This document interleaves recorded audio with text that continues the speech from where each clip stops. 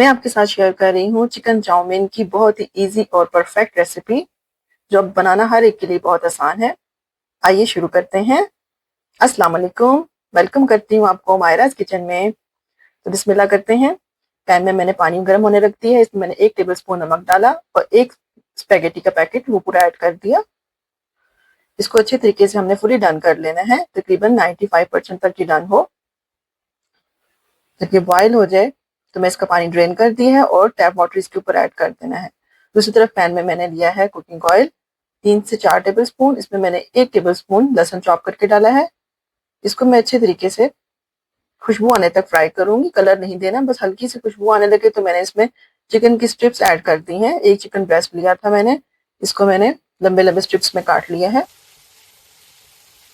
اب اس کو میں ہلکا کلر آنے تک، وائٹ سا کلر آ جائے اتنا میں اس کو تیز آگ پہ فرائی کر رہی ہوں۔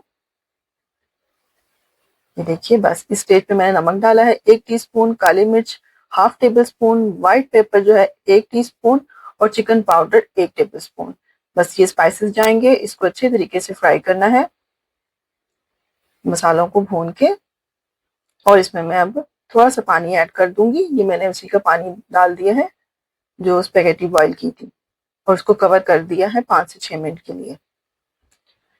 جب یہ اچھے طریقے سے ڈن ہو جائے ہمارا چکن تو میں اس کو یہاں پہ نکال رہی ہوں پلیٹ میں۔ اسی پین میں ہم اپنی ویجز فرائی کریں گے۔ یہ دیکھیے یہاں پہ میں نے گاجر لی ہے، ایک عدد شملہ لی ہے اور تھوڑی سی بند گوبھی لی ہے۔ ان تمام کو بھی میں نے لمبا لمبا کاٹ لیا ہے، اور میں یہ دیکھیے اس کو تیز آنچ پہ میں سب سے پہلے گاجر کو ڈالا ہے اور اس کے اوپر میں نے 1 ٹیبل اسپون چینی ڈالی ہے۔ چینی ہم بعد میں بھی ڈال سکتے ہیں، لیکن میں نے اس سٹیج پہ ہی ڈال دی تاکہ تھوڑی سی ہماری گاجر جو ہے مٹھاس آ جائے اس میں، اور ساتھ میں ہلکا سا فرائی کرنے کے بعد شملہ ڈال دی۔ اور اس سٹیج پہ میں نے پینٹس لیے ہیں یہاں پہ 4 سے 5 ٹیبل اسپون، اس کو بھی میں آئل میں فرائی کر رہی ہوں سائڈ پہ۔ یہ اسپیگیٹی میں چاؤمین میں بہت مزے کی لگتی ہیں پینٹس، اگر آپ نے کبھی نہیں ڈالی تو آپ ڈال کے دیکھیے گا۔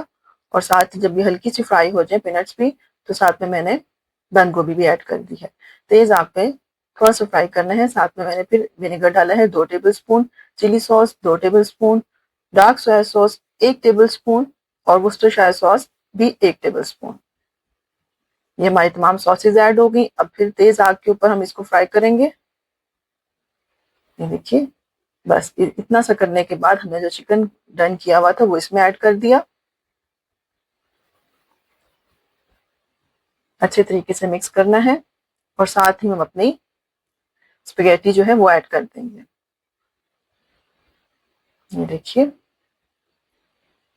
اس کو اس طریقے سے ہاتھوں سے اگر جڑ جائے تو آپ کھول سکتے ہیں، لیکن اگر آپ اس پہ فوراً ہی پانی ایڈ کر دیں گے اور تب یہ بالکل بھی نہیں چپکیں گی، بالکل کھلی کھلی بنیں گی۔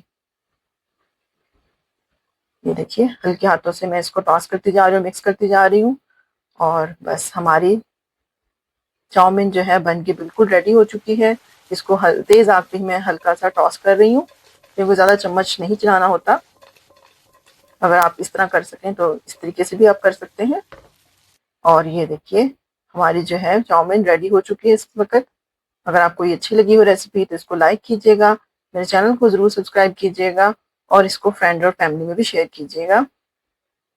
انجوائے کیجیے گا۔ ملتی ہوں آپ سے نیکسٹ ویڈیو میں۔ اللہ حافظ۔